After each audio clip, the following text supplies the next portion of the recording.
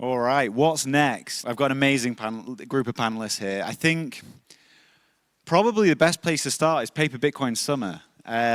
It's all anyone talks about now. I'm basically a Bitcoin Treasury podcast at this point.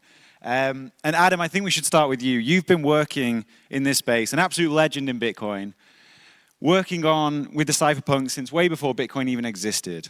Bitcoin came into the world as freedom money, and now we have Paper Bitcoin Summer. Is this what winning looks like?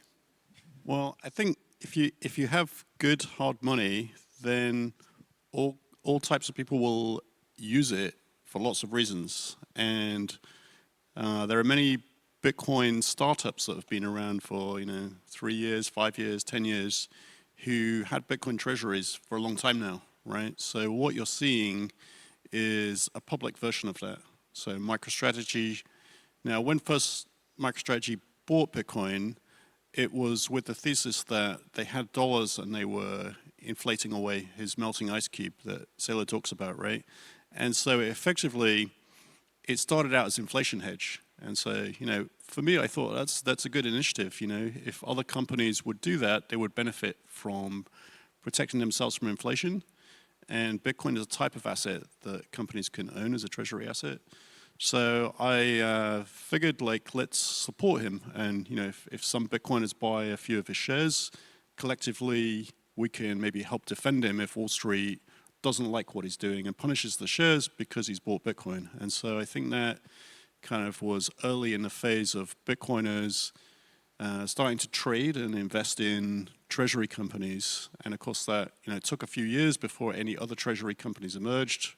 Metaplanet is the next one, and now there are many more.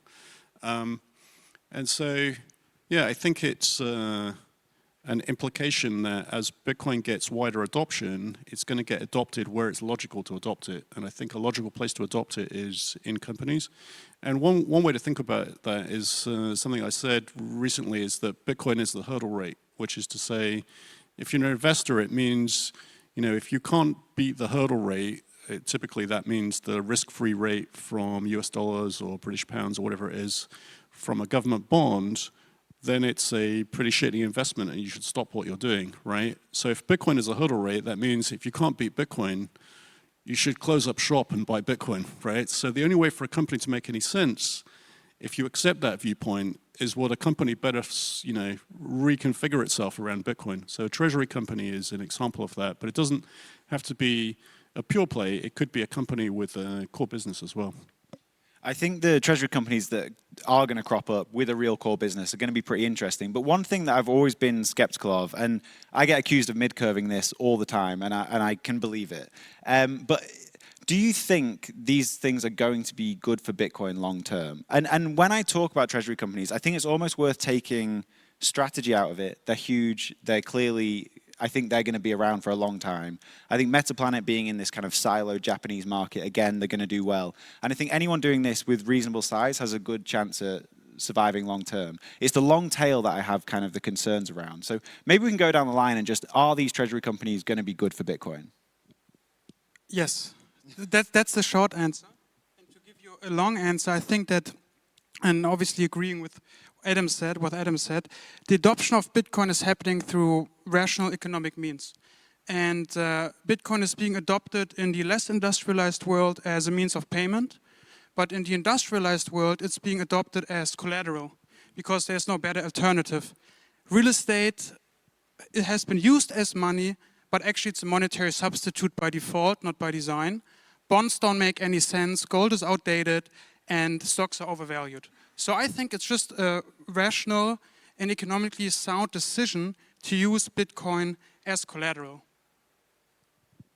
Everything is good for Bitcoin. I mean, and treasury companies are also kind of good. They might cause the next bubble burst, like beer cycle, but I guess it could be very simple logic. Treasury companies, they first gonna hold Bitcoin in custody with someone else, like Coinbase at this point, probably the biggest custodian. Then they're gonna learn how to self-custody. Then they're gonna do self-custody. Then there's individuals within these companies who are gonna learn about that, and then effectively it's just gonna spreading out massively.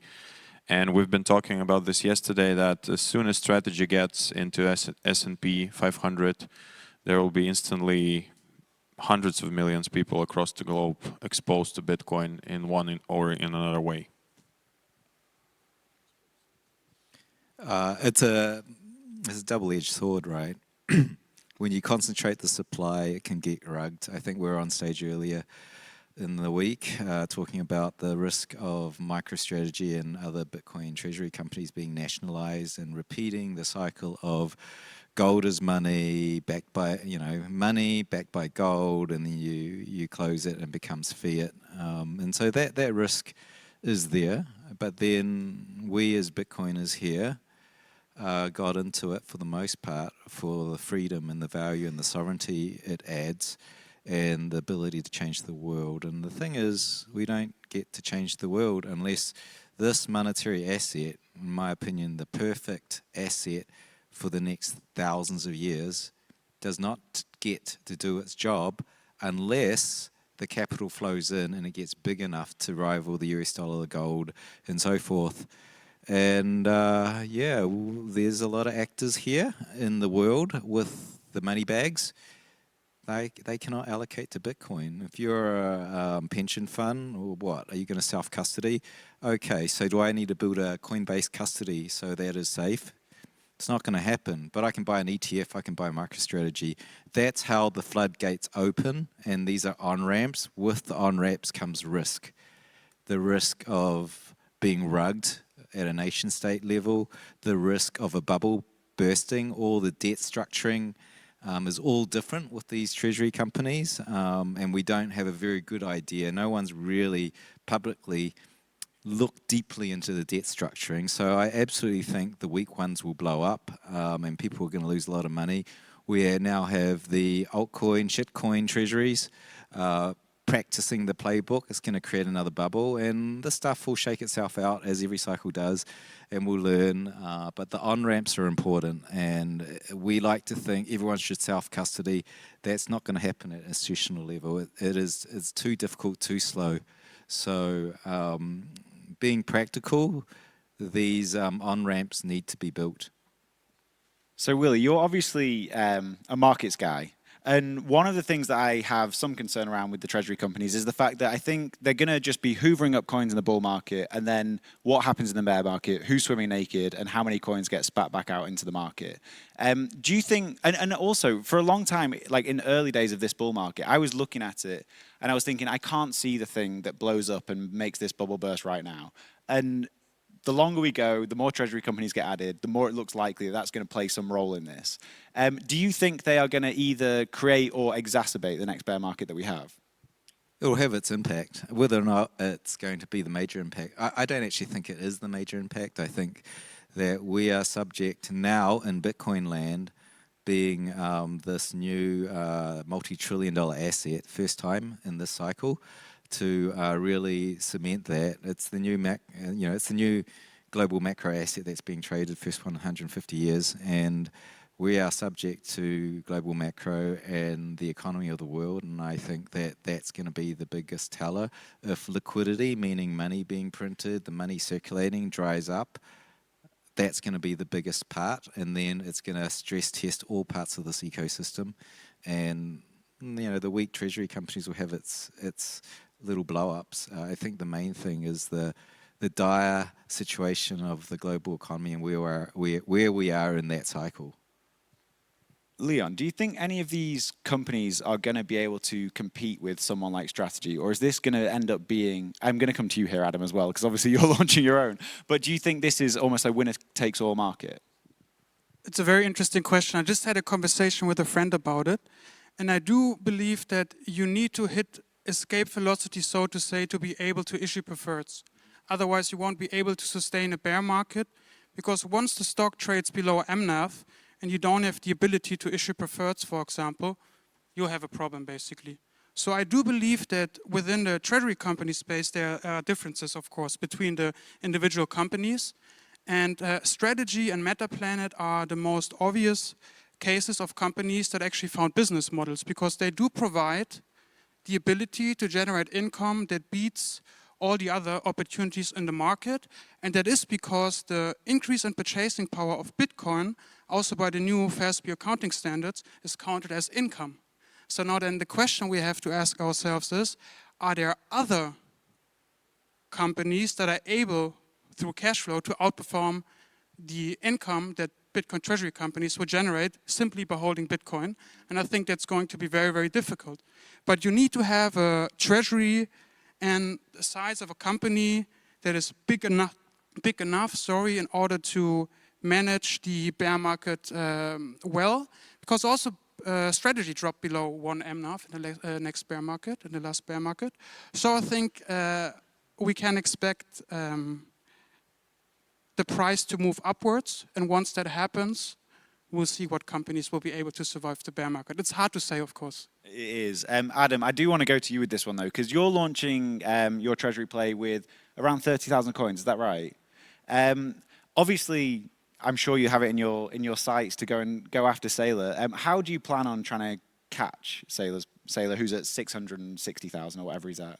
Well, I mean, I think ultimately the thing that matters for, I mean, the North Star metric for any treasury company is the Bitcoin per share, and that increasing over time. So in a lot of ways, you don't individually care which company is bigger, you care which one performs better in terms of Bitcoin per share. So that's one thing. And then different companies are doing different strategies. So BSTR, Bitcoin Standard Treasury, which is the company that I co-founded, is, it's in the process of doing a SPAC merger. So we're waiting for regulator approval later in the year. And that we are more active.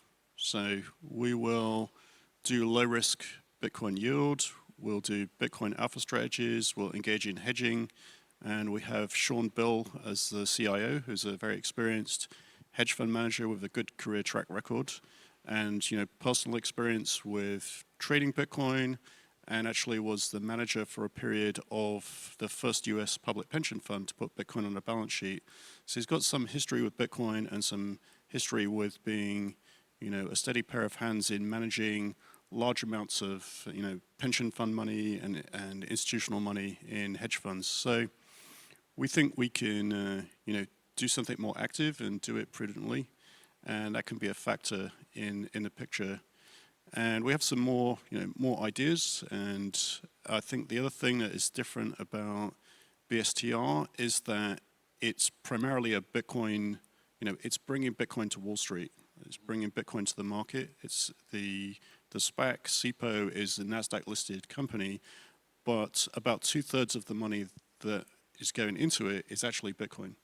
So Bitcoin from the founding company, and 5,000 Bitcoin, 5,021 Bitcoin from a range of individual Bitcoin holders internationally and in the US, and some funds actually that also invested into this Bitcoin pipe, which was the first of its type. So a pipe, for people who don't know, is just a way for people to invest in stock that later becomes public. So private investment for public equity. And typically, and we had a dollar-based, so a normal pipe as well, where people invested dollars. We also brought the first Bitcoin-denominated pipe, so people were able to invest Bitcoin and roll it into, eventually, at the business merger at the end, into BSTR shares. And they could do that potentially as US taxpayers without incurring a deemed sale on the Bitcoin in. So that's a kind of interesting and new instrument in the market. So all to say that I think we have a different approach, and we are bringing with us into the public market Bitcoin traders, so active Bitcoin traders, people from that kind of background, so that a lot of the Bitcoin treasury companies that went through the SPAC or the RTO route in the US essentially were coming to Wall Street, raising some money to buy some Bitcoin, then borrowing some money using convertible notes, and then they're finished, right? Now they have to market it. Whereas we're coming with more substance. We're coming with a lot of Bitcoin. We're bringing more Bitcoiners with us.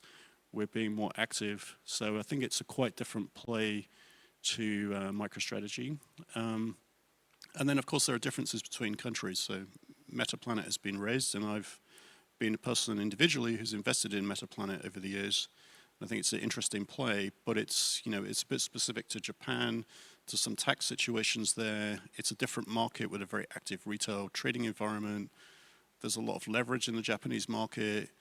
There are limit down and limit up as part of the Tokyo Stock Exchange mechanics, and all of these things combine to make the effect. Adam, can I ask you a question that I don't want this to come across as rude. I really don't mean that. But there's probably no one that understands Bitcoin as freedom money more than you. Like, you've been working on this kind of thing for your entire career. Like, why do you care about treasury companies? Is that what Bitcoin was for? I think Bitcoin is going to be adopted by all parts of the economy, from the individual, where you have unseizable bearer money, which is, you know, the early cypherpunk ideas about sort of self-sovereignty and so on, but also by companies. And you've got to bear in mind that many of the cypherpunks, I mean, the cypherpunks had views all over the map, right? They just happened to agree on, like, privacy, hard money, bearer, eCash, that kind of thing. But otherwise, they had lots of different ideas. But a lot of them were interested, and myself included, in anarcho-capitalism, like extreme free market, but organized as companies and corporations as they, you know, it's a very big part of the global economy and why the world is as wealthy as it is today, which is the introduction of the concept of a company, organizing a company by shares to attract investment, to build products and services, to have efficient ways to raise capital, is a big part of why the world is prosperous today. And so, you know, Bitcoin is ultimately, you know, going to form part of that. And what we've seen with Michael Saylor is he's kind of shown the way for companies to start incorporating Bitcoin. And I would say that, as, in my view, Bitcoin is effectively the hurdle rate. You know, so as Willy said, that, you know, Bitcoin is very important for the future, that inevitably companies have to adopt Bitcoin, otherwise they're going to get left behind and nobody's going to invest in them because they're going to buy Bitcoin instead. Because if you can't outperform Bitcoin, why should anybody invest in you, other than kind of short-term, you know, in volatility reduction reasons? So, Max, one of the kind of touted risks out there about these treasury companies is that they become a centralization issue for Bitcoin. Saylor, presumably at some point, is going to get to 1 million coins. He's over halfway there already. Do you see that as a big issue? Of course, I see that as a big issue. I think, like, a lot of sovereign individuals see that as a big issue, but I mean, it's also inevitable in a way. And the good thing about Bitcoin is that even your enemies can use that. And I mean, even the things that you don't like is going to happen. So it's just going to happen, and we just need to play along with it. And that's just a part of evolution. There will be institutions, there will be states that will be holding Bitcoin reserves, and not necessarily we all will be fans of these states. I mean, it's just going to happen. I do think that putting a lot of Bitcoin in one single hand under one single custody is a huge risk. But then again, maybe it's not a question to MicroStrategy holding a lot of Bitcoin. It's more of a question how they're doing that custody. I think that we should be concerned more about large custodians such as Coinbase, because effectively they're becoming a honeypots, and they just concentrate a lot of Bitcoin inside. Yeah, I totally agree. And Leon, do you think there's also, like, that's the centralization risk for Bitcoin, but on kind of a different scale, do you think there's a nationalization risk where one day the US government turn up at Coinbase stores and says, my Bitcoin now? Potentially, I'll answer your question. I just want to make a comment on your previous question. Please do. Yeah, because I think what's interesting is that Bitcoin changed the time value of money, meaning that if you hold Bitcoin over time, you have more optionality. So being a Bitcoin treasury company, in its essence, means hodling Bitcoin, which gives you optionality over time. And I think what is interesting about strategy, there are different use cases for different jurisdictions, but strategy does produce cash flow. So they do have an operating business, and Metaplanet in a sense as well, because they have a put. Sorry, I just want to interrupt very briefly. Like, they do have an operating business, but does the operating business even matter anymore?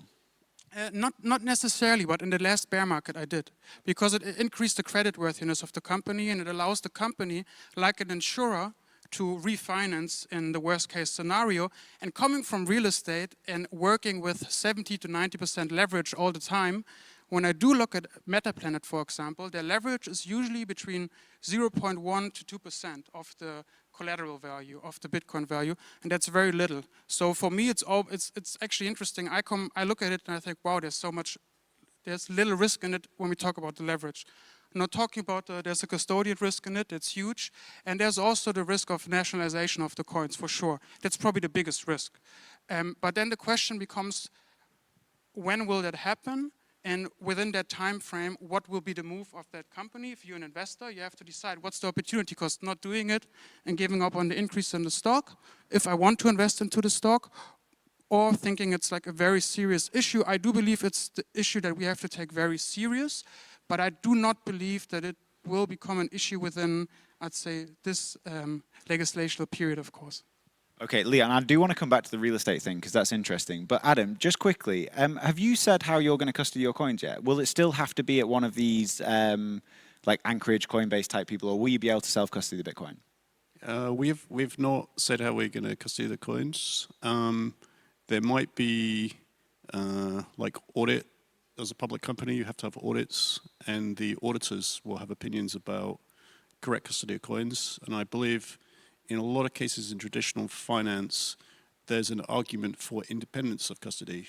So particularly in like E-Trade or any kind of share trading platform, they have an independent custodian even to hold the shares, and that's to protect the interests of the traders on that platform.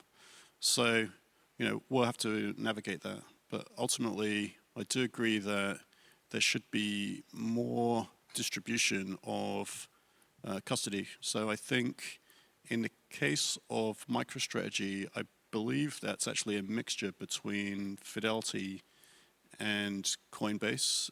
It is not. I'm not sure if that's officially documented, but Arkham Intelligence, I think, published something to say that was what they could find. So now, I think the reason that Coinbase has a lot of coins is actually a bit of a historical accident. Is probably likely to change, which is in prior years before the spot ETFs were introduced in the US, the people applying for them were submitting their ETF applications and getting back rejection letters, and they're all public, so they were looking at each other's rejection letters, and as soon as somebody didn't get a rejection on the custody point, they all copied what the first one that didn't get a rejection, and that happened to be Coinbase. I think that if there was another custodian, there'll be another custodian, and the regulations in the US have improved to allow the big custodian banks to custody Bitcoin. So I think they're now clear to do that, but they're not set up for it. They don't have the technology.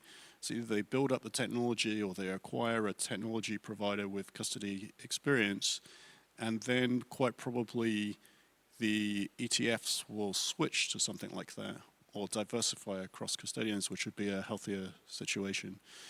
Something else to say about custody is you can see that what Capital B did in France is quite interesting, which they do have an operating business, a software company, which initially was quite a significant part of the enterprise value. And they actually made a Luxembourg subsidiary. It's a French company that made a Luxembourg subsidiary to be the legal entity holding the coins with a custodian, with a point that there's some special types of structures in Luxembourg which are bankruptcy remote. So the point is, if the software company gets sued to an enormous degree for some kind of software accident, the French courts wouldn't be able to touch the coins because they're in a bankruptcy remote, quite robust, well-tested type of vehicle. So that's an interesting approach to kind of isolate the operating business risk from the Bitcoin on a shareholder's behalf. It's funny, like I completely understand why you're saying maybe we'll move away from Coinbase to banks custodying Bitcoin. And I know that your hands are tied from a regulatory standpoint when you're doing things like this in the US, but it seems like the Bitcoin tools built by Bitcoiners already exist that these companies could be using. Like I'm thinking of things like Anchorwatch that allow you to have collaborative custody plus insurance on coins. And I've been surprised that no one's moved to that model yet. Is that just like a regulatory thing? Well, it's not the approach that custodians take, but there's actually, I mean, to my mind, no logical reason why the custodians shouldn't share custody with the person they're, with the company or the individual they're custodying on behalf of, so that, that would provide you with an interesting protection that, it reduces your need to trust the custodian, in fact, because you're kind of, protecting yourself against a mistake or bad practice by the custodian as well. So I do think there's a future for sort of multi-sig collaborative custody, even in ETFs, where, as an ETF holder, shouldn't you be able to, make a request to withdraw your coins from the custodian and maybe even have a key enabling you to do that in a permissionless way, after a period of time to kind of unilaterally withdraw your coins from the ETF. I mean, that's what the technology enables. So maybe we'll get there in terms of deployed practice and people figuring out how to do that in a regulatory way. All right, that's 25 minutes nearly on Bitcoin treasury companies. I think we need to implement a swear jar now, where if we say Bitcoin treasury company, you got to put some money in. Willy, can we talk a little bit about the market? This is obviously where you kind of specialize. With things like the treasury companies, swear jar, and ETFs and the institutional adoption of Bitcoin, how have you seen that change? I think it's pretty obvious in the price chart where we don't have these sort of really large moves. It seems very, very staged. If you look at the liquidity flows that are coming in to the network, it's very steady. If you measure the amount of billions per day that's coming into the network, I've never seen it so smooth. Usually it's jaggy, there's someone that buys and it's outsized, and so it's bumpy and it's really smooth, like someone took some sandpaper and smoothed off the chart. And so I think that's the footprint of institutions. I think also, obviously, OG Bitcoiners that understand Bitcoin are the first to invest in the institutions, rotating their Bitcoin, selling it on the market, sometimes bringing it straight into these treasury companies. So, there's capital rotation out and then back in, and then it's being staged back in a orderly sort of dollar cost averagey way. Not seeing much in the way of retail moving the price. Also, we're 10x bigger. So what was $100,000 is now $1 million to be the equivalent, to have the impact on price. So realistically, I think we're now in the age of the institutions where the really big floodgates lie, and that's what's going to move the price. It's how much of this 900 trillion of wealth assets comes into this $2 trillion bucket. And that's the game is regulatory compliance, not without, good thought and practice, because there are a lot of risks, and you need to diversify out of that risk. These are the, school of hard knocks. We've seen bad regulation, but the core of the regulation is don't let that dude in this institution screw it up and lose all of the money that you're acting as a fiduciary for. And so it's going to take some time. This capital is going to come in slowly. It's very deliberate. It's very intentional. And these people need to be very, very comfortable before the deployment happens. Yeah, I mean, I think one of the things about the treasury companies, is that interesting comment. Well, so what the price regime that Willy is talking about is partly that, when you get new investors into Bitcoin, how much of a money multiplier that applies depends on how sticky they are as an investor, or if they're a good investor. So, if somebody comes in who's not accustomed with investing, or they're investing using credit or something inadvisable, then they're likely to panic sell on a price wobble. And so then that would have a small money multiplier effect, or maybe be net negative if they're more easy to shake than the average prior investor. But on the other hand, if you have a steady hands investor that invests and holds for years, that has a bigger effect on the money multiplier. And effectively what you've seen with the ETFs is they're stickier. So Eric Backelnaus, who's an ETF commentator, was saying that the ETF buyers are surprisingly sticky. They're not day trading. They're investing for a multi-year period on average. think about a third of it is claimed to be institutional. Of course, you don't have perfect visibility into that. And then the other factor is the Treasury companies, and I think they are potentially even stickier because they are buying Bitcoin and there's some elasticity in the price of the Treasury company. So if you get into a bear market or some Treasury companies make some missteps, their share price gets punished, but it's insulating Bitcoin. So Pierre Rochard was describing it that the Treasury companies are effectively a shock absorber for the Bitcoin price. You know, their share price gets compressed, but it doesn't translate into a market trade affecting the Bitcoin price directly, right? So that's a new phenomena and interesting. And of course, the Treasury companies are, you know, bringing different types of money into Bitcoin that wasn't previously buying Bitcoin for various reasons.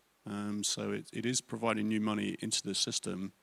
And so we'll have to see what the net effect is. But I think it could, you know, see reduced volatility and maybe affect the market cycle in terms of, you know, whether diminishing returns actually turns out to be the case, or if we break free of that concept in this cycle or the next.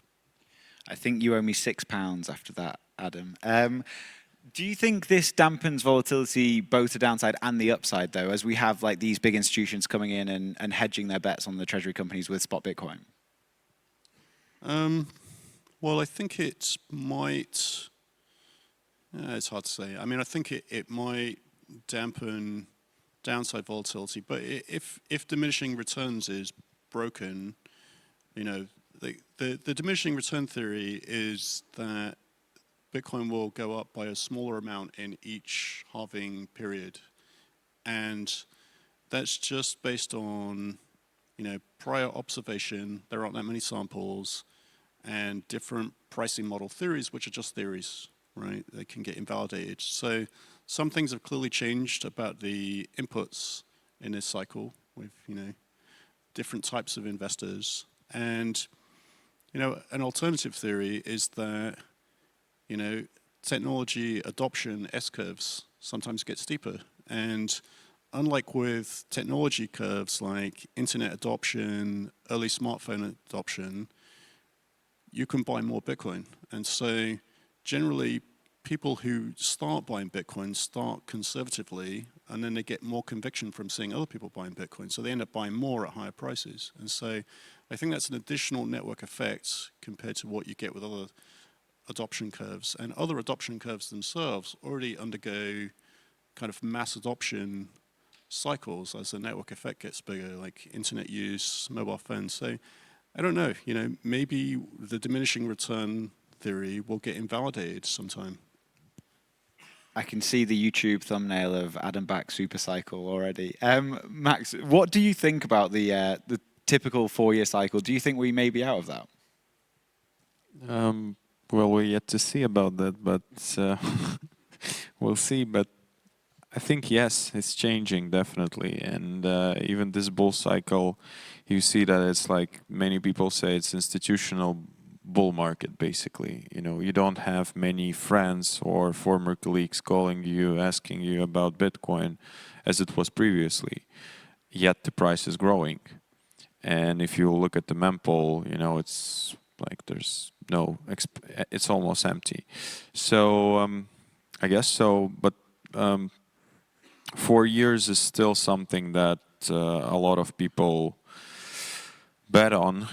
We'll see about that, but I guess it's only logical also that everything gets, you know, life gets faster and technology gets faster, and the adoption curve of Bitcoin, if you will compare it with the adoption curve of internet, for example, is way more faster.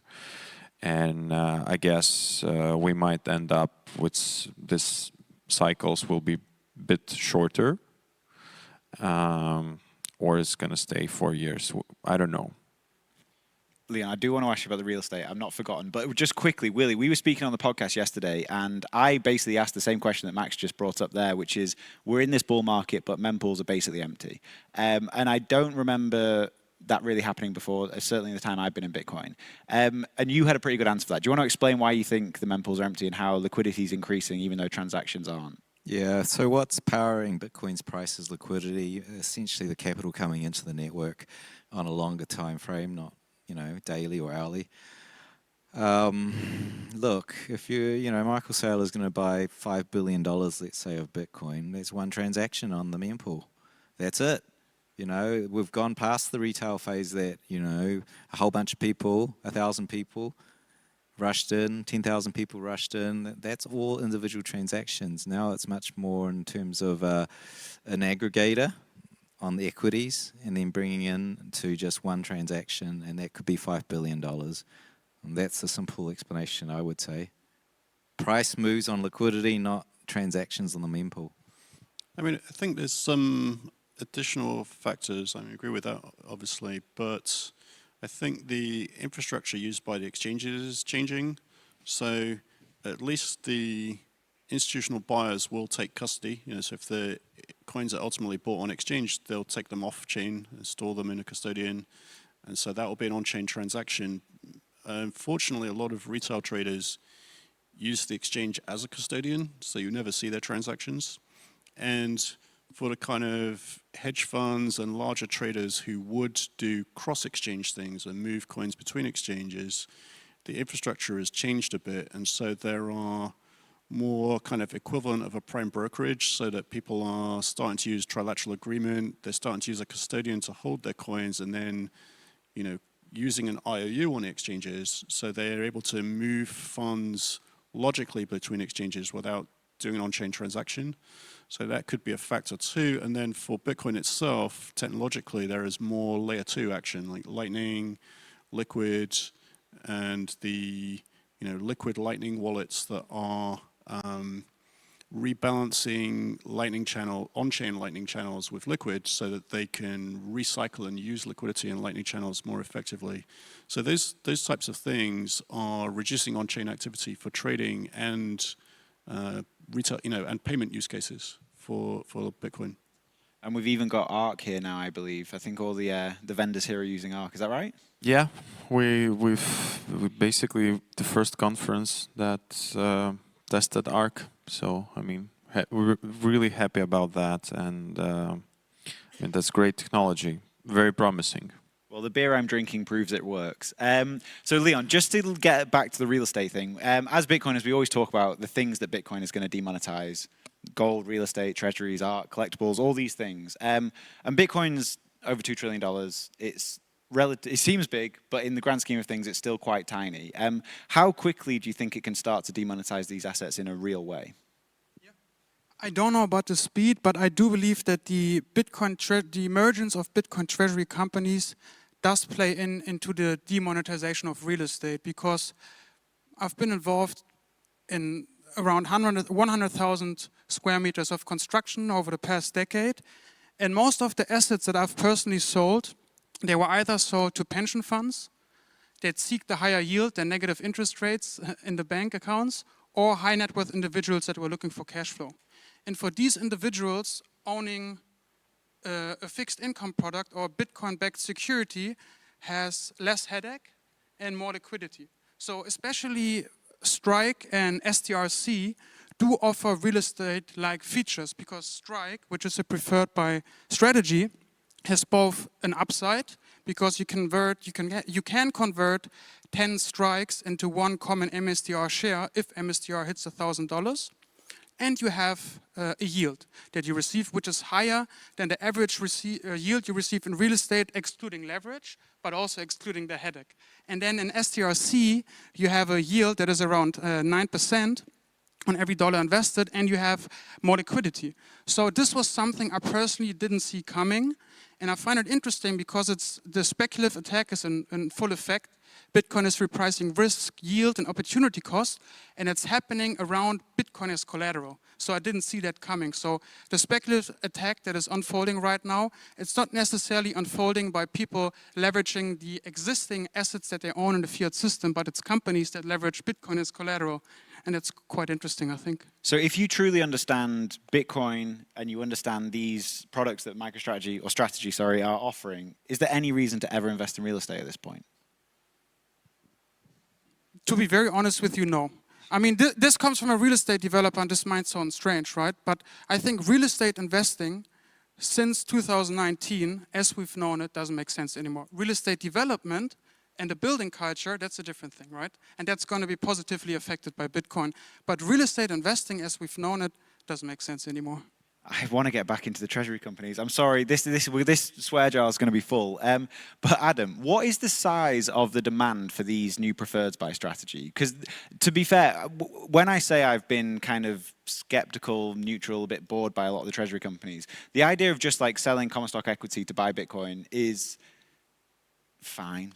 And I don't think it's that much more interesting than that. But the preferreds now seem really interesting, and they're tapping into a totally different market. Yeah, I mean, I think the whole phenomena is all about an arbitrage of the mispricing of Bitcoin versus the addressable market of demonetizing all of the types of assets with monetary premium. And that is, Willy said 900 trillion, Hal Finney said 200 trillion 3 days after the network started. We don't know where it is. There's been inflation since Hal Finney said that. But ultimately, everybody buying Bitcoin is arbitraging that phenomena, and the treasury companies are arbitraging that phenomena, and the preferreds are yet another arbitrage. The interesting thing about the preferreds is they are transforming the risk profile of Bitcoin to provide something simpler to digest for different types of fixed income or individual buyers. And the other interesting thing about the Stretch, and I think some of the other MicroStrategy preferreds, is they have ATMs on top of them. So when they place more capital, they don't have to work with an investment banker to find people to buy it. They just sell more into the market until they see that they're pushing the price, and then they slow down. And so that gives them a sort of more repeatable form. And I think, it took MicroStrategy a few years to work from the bonds to the convertible notes to the preferreds. And the first three preferreds, the different types, the Strike, the Strife, the Stride, they sold in moderate numbers, but Stretch, or STRC, sold 2.5 billion on its first try, right? So I think that one is now the one that presumably they're going to focus on. So that's very interesting to see, because that type of return and risk profile is very attractive versus treasury bonds, real estate, REIT investments, all kinds of investments really. And yet it's ultimately driven by the same Bitcoin arbitrage. So you could see this arbitrage flowing through and, refactoring the entire financial framework of companies and pension funds, even government bonds. And, if you have the better capital, it's just inevitable, right? Because anybody who doesn't make use of that is losing purchasing power. They're suffering from capital reallocation. And so, it all comes back to people are buying at the price they deserve, but now they are sort of indirectly benefiting or indirectly helping the arbitrage by buying transformed versions of, this arbitrage benefit. It's all, of course, predicated on Bitcoin's price going up as it undergoes adoption. But, for anybody who thinks that the addressable market for Bitcoin is that large, this is a very scalable arbitrage, because it's so huge. It could absorb, the cash treasuries of Apple and Microsoft and Berkshire Hathaway, and, not make a dent, basically. So I think it's going to take a few decades to work through this arbitrage. All right, so this panel's called What's Next? And at the same time that Bitcoin is winning on so many fronts, price is ripping, we're infiltrating the capital markets with Bitcoin treasury companies, there's seemingly good regulation being pushed by at least some countries. We have software developers who are now facing prison. So we have Roman Storm, who has just been found guilty of one of the charges, and Keone and Bill, the Samourai devs, did a plea deal, so they're going to face up to 5 years, likely going to be the higher end of that from what I've heard. Max, this isn't winning. How much of a threat do you think this is for Bitcoin? Well, government was always a threat for Bitcoin, so it's only logical. But I agree with you, this isn't winning in a way that, price good, institutional adoption is very good, and everything else is very good, but the privacy issue is still very important. And I guess one of the core pillars of Bitcoin was always about privacy. And I think that a lot of people actually changed their mind, ignoring the privacy and being happy about price, which is fine. Again, it's a free market and hopefully free countries that we're in, and you can change your opinion. But on the privacy front, I guess we're getting at the point where we might have a separation of certain parts of Bitcoin community where one part will be willing to fight for privacy, and another part will be, probably majority of the people will be just fine with what it is as it is. But I guess some of the regulation and some of the frameworks and laws are pretty concerning, even with the new administration and even with the new, more Bitcoin-friendly laws. Yeah, I mean, it's actually surprising that the US courts continued the trajectory you described with those two cases, because they had made some announcements that they were going to,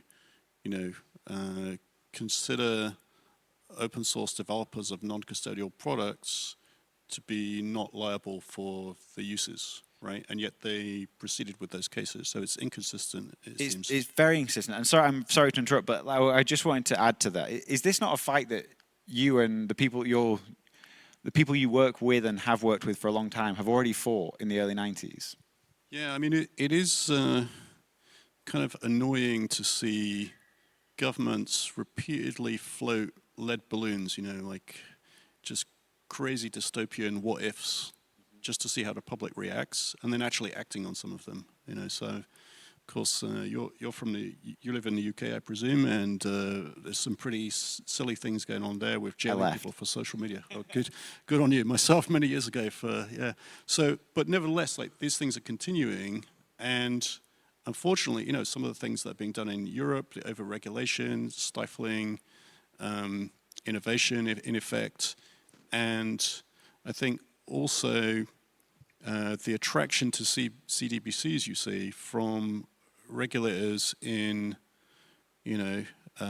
developed countries is kind of shocking as well, because in the way they describe them, you can clearly see the envy for the Chinese credit, social credit score, where you can demonetize people, you can kind of block their access to finance, and this is all extremely dystopian. So I just don't think most of these things are remotely compatible with a free society. So I just I don't know, like, people just have to say no to this nonsense, really. I mean, if regulators propose something insane and the compliance level is 0%, it doesn't mean anything, right? They can't put everybody in jail, and some of the things they're saying are just insane, if you ask me. I want to ask you a hard question, Adam. So I was speaking to Callie, shout out Callie, he's amazing. And we were in a taxi the other day, and I said to him, we were talking about eCash, and I asked him the question of, if eCash had have worked, had have proliferated, would that have been worth not having Bitcoin? So if we had had 3+ decades of financial privacy, no threat of CBDCs, none of the baggage that comes with fiat, apart from the debasement, do you think that could have been worth it? Well, I mean, I think the original electronic cash protocols, like the Digicash one in the mid-90s, was in effect a stablecoin, but with strong privacy, bearer, but very cashew-like properties, which you had to trust the central issuer to some extent. And of course, because it's a stablecoin, that central issuer had to have banking relationships to transfer money in and out. So, it's a little tricky to see how you can have a stablecoin that doesn't have that ties where, the backing currency could be seized and all this kind of problem. But I do think that, it's a big part of the interest for Bitcoin, and a lot of the fundamental value is the unseizability and the bearer properties, right? So, it's just Bitcoin went further and faster, I think. Well, the Digicash thing failed for other reasons, but I think Bitcoin went further and faster because it has both. It has the permissionlessness, the bearer aspect. You just set up a wallet, install software, and you're good to go. And also is a hard money, right? So that was not a given. Like some of those previous eCash systems were not hard monies. So I think the combination is better, let's say. All right, we're under 5 minutes left, and I've got a few things I want to talk about, but one of them is quantum.